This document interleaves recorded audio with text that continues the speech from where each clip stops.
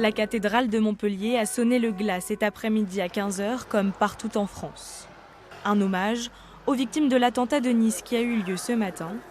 Après l'assassinat du père Hamel en 2016, c'est à nouveau l'église qui est ciblée aujourd'hui. Qu'on soit à Montpellier, à Nice ou à l'autre bout de la France, c'est une communauté nationale qui a été touchée. C'est l'église catholique aussi qui a été visée à travers cet attentat.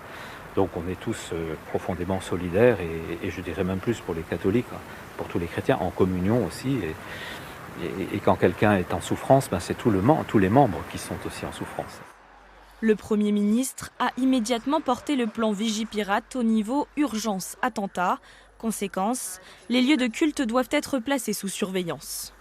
On va faire en sorte qu'on ait une présence visible, une présence qui puisse rassurer celles et ceux qui veulent se rendre dans les lieux de culte, que ce soit les lieux de culte musulmans, parce que je rappelle que dans quelques jours nous aurons aussi la fête de la naissance du prophète, et bien sûr tous nos compatriotes catholiques qui dans cette fête familiale qui est la Toussaint, dans des conditions de confinement, puissent aussi rendre hommage à leurs proches qui sont décédés et puissent se recueillir en toute sécurité. Sécurité renforcée aussi dans les cimetières. Marie, qui vient entretenir la tombe de son époux, n'aurait jamais pensé se sentir en danger dans ce lieu de recueillement. Donc les églises, oui, parce que c'est un lieu religieux, mais les cimetières, non, j'y pensais pas. Ce fleuriste non plus.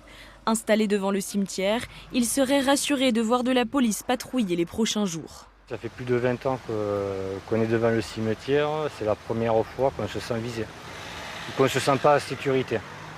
À quelques jours de la Toussaint, 4000 militaires de plus vont être déployés sur le territoire national.